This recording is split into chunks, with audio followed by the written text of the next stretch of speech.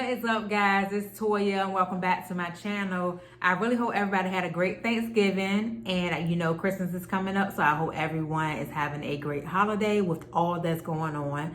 I just wanted to make a video letting you guys know about my upcoming surgery. I know in my last video when I did that Chloe Teen Challenge, I was saying that because of some of the things I had going on, I wasn't really able to do like certain exercises full out. And there was a reason behind that. So that's what this video is going to be about. And if you're interested, just stay tuned. All right, guys. So the surgery that I'm going to be having done is a total... I can't talk. The surgery that I'm going to be having done is a total abdominal hysterectomy. Yes, I'm only 33 years old, and this may seem pretty young to be having such a major procedure, but for me and my situation, the procedure is pretty much the best course of action. The reason that I'm having to have a hysterectomy done is because I've been dealing with fibroids over the last maybe like year and a half. And honestly, I didn't even know that I had any like fibroid issues. I just assumed that when I stopped taking my birth control like 2 years ago, that my cycles got heavier because I was no longer taking those hormones. So I didn't think anything of it until my doctor sent me in for a CT scan because she found like, well, she didn't find it. I told her that I had like it's like a small lump or like mass that sits behind my prior scar from my C-section. It's on the inside, not on the outside of it. And I noticed that during my cycles, it would flare up and it would be super inflamed. Like, it was like the inside of my pelvis would be like on fire and just hurting, like to the point where I couldn't sit for long. It hurt to go up steps. It hurts to wear jeans. Like, as you can see, I got a sweatsuit on. I'm done with the jeans, y'all. But yeah, so anyways, this was this last October? No, I think this was, Lord, I can't keep up with the dates, y'all. I'm sorry. We're in December. Today is December 11th, 2021. Lord, it's not 2021. Get it together, Toya. All right, y'all, I'm back. So today is December 11th, 2020, and when my doctor did the CT scan, this was last October. Yeah, so it was October 2019. When she did the CT scan, she found that I had one fibroid on my uterus. So she was like, okay, we're just going to keep an eye on that. You know, sometimes with fibroids, they grow, you may get more, blase, blase. I went on about my life, and she sent me to like a surgeon to discuss the mass that was on the CT scan. And the surgeon pretty much told me if I'm not having like if it's not getting like bigger, the mass, and if I'm not having like severe pain, that he didn't really see any concern for it. He just thought that it was a scar from my previous C-section that may have grown, or a possible endometrious lesion, which I've heard that those can grow on like your pelvic organs. So my doctor kind of thought that it was more of like endometriosis. But anyway, I've pretty much suffered this entire year with this little lesion, y'all. I mean, this thing hurts. And I went to the doctors for my yearly pap smear in, I think, June. And when she did my exam, she was like, girl, your uterus is super large. Like, what the heck is going on? And I'm like, I don't know. And she was like, are you having like heavy cycles? And I was like, oh yeah, they're super heavy. Like to the point where I'm running to the bathroom, and this may be TMI. So if you're not a woman or you don't want to hear this, go ahead and click off the video now. But it was to the point where I was running to the bathroom and blood was just gushing down my legs in the middle of the night. I couldn't sit for a long period of time or like lay down for a long period of time due to blood clots. And when I say blood clots, y'all, if you've ever had fibroids, I mean, you will pass blood clots the size of your fist.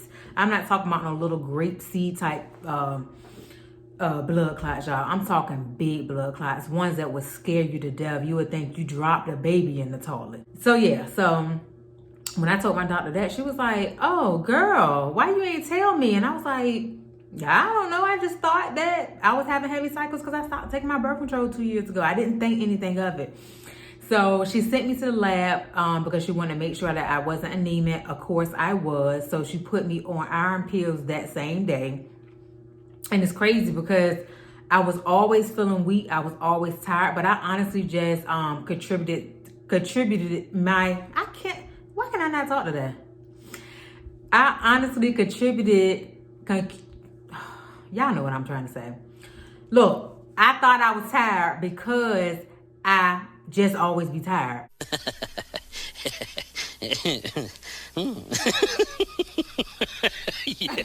Like, I didn't think it was because I was losing a lot of blood from my cycles. I didn't think about that at all. So when the lab work came back, she was like, okay, you're anemic. We're going to need you to go ahead and start taking iron pills today.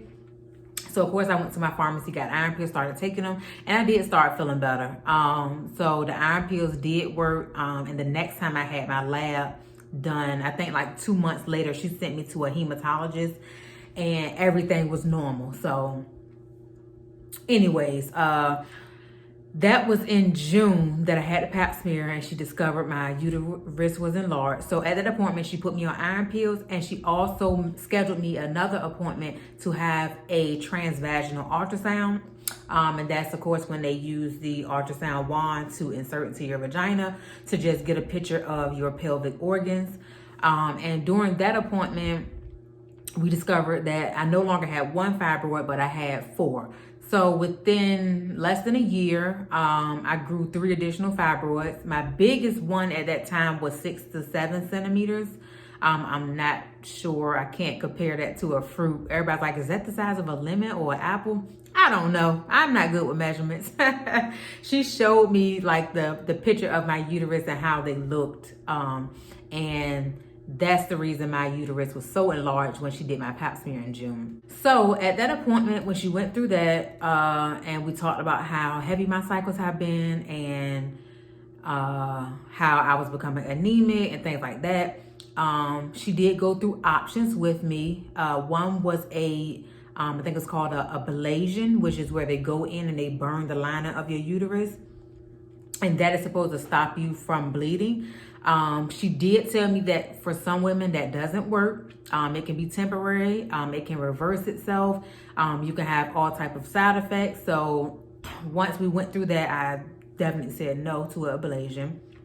And I honestly didn't like the idea of them burning my uterus. I thought that was kind of like just severe. I don't know. I couldn't get it out my head. I was like, So the next option was I think it's called a mammectomy or a myomectomy.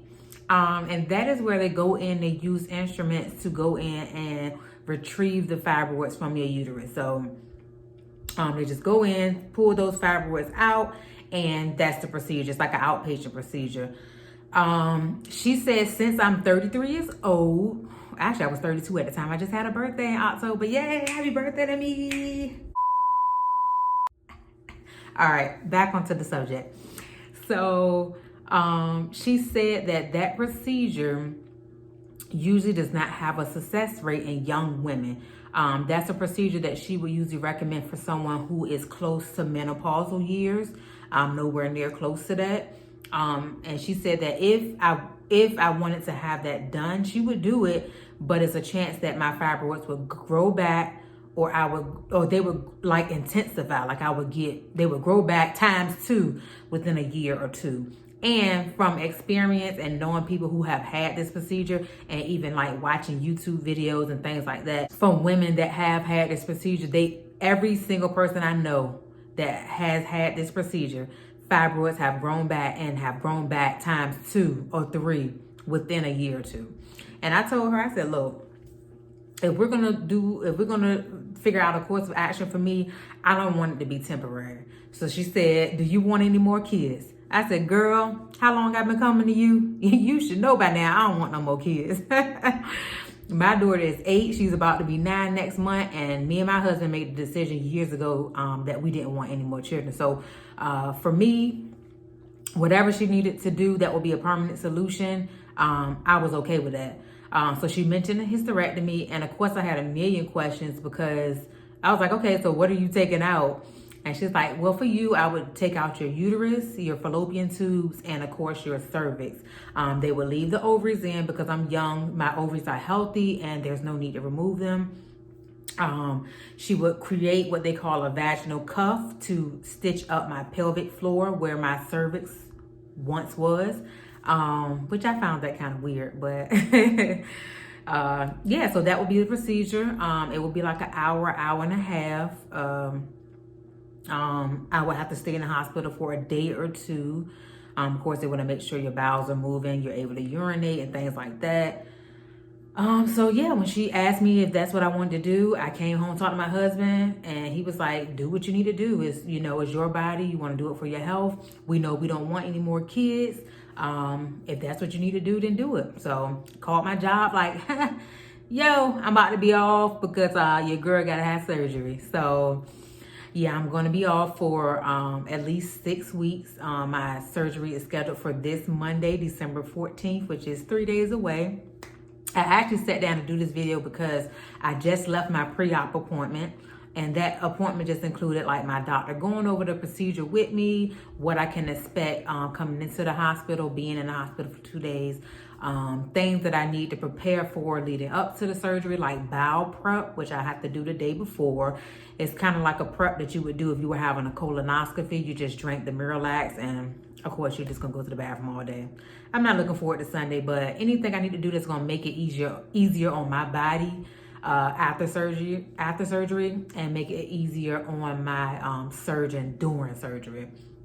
So I do understand that this procedure can be very like intense and emotional for some women. That is not the case for me. I know some women have to have this procedure because they have cervical cancer. They deal with fibroids like me, endometriosis. It's another metriosis. I think it's like endometriosis, something like that. And honestly, for many women, hearing that they have to have a hysterectomy is heartbreaking for them. They're like, you know, I want children. I never had a chance to have children. But for me, I'm over here partying like, hey, for me, I'm over here partying like, hey, you gotta do what? Girl, take this uterus up out of me. I ain't gonna have no more periods, and I don't have to get any more pap smears because you're taking my cervix out. And that's the reason that she decided to take my cervix, which is one of the reasons most doctors decide to. If they're gonna do a hysterectomy, they feel like, why should you keep your cervix? Your cervix only serves the purpose for you to really get pregnant. It transfers sperm into your uterus for you to have a baby. And when you keep your cervix, you of course are still at risk for like cervical cancer. So you still have to go in for yearly pap smears. And I'm like, girl, if you about to take my uterus, take everything. Just keep my ovaries. I don't want to come in and have a yearly pap smear no more. If I'm not having a period, I don't want to deal with anything anymore. So yeah, just once again, I want to say that my heart does go out to women that have to have this procedure, and they're just like broken because they don't want to have it done. But like I said, that's not the case for me, and I'm thankful it's not the case for me. I've made my decision and I'm okay with it, and I'm just waiting for Monday, to be honest. I'm ready for it to be over and done with. I'm not like super nervous, I guess, because I've had surgeries before and I had a C-section. So I kind of know what to expect going in, surgery day and all that. It's just a healing I'm not looking forward to, guys, because when I had my daughter, healing from that C-section was not easy. And I know that I have a long road ahead of me. But I have my husband here, I have my daughter here, I have my parents, I have tons of friends and family here for support, which is very important when you're having this type of surgery. So if you are planning on having a hysterectomy, please get you a support system, build you a support system, because you're going to need it. There's a lot of things that I won't be able to do physically after surgery, and my body just needs to rest and heal. So yeah, guys, that's it. I have made a video that kind of gives you guys like some things that I've been dealing with leading up to surgery day. Like each day I've been making like little vlogs here and there, like things that I'm dealing with, how I feel, especially like when my cycle's been on, because my cycles have been so heavy, y'all. Y'all don't understand how glad I am to not have periods ever again in my life. Like, I'm not gonna miss that, okay? I'm not gonna miss wearing the overnight pads all day long. So yeah, guys, I'm gonna post that video. I think I'm gonna post that video probably after I post this one. And I will, what time I'm at? Okay, I didn't want to make this video super long. So guys, I will come back after surgery.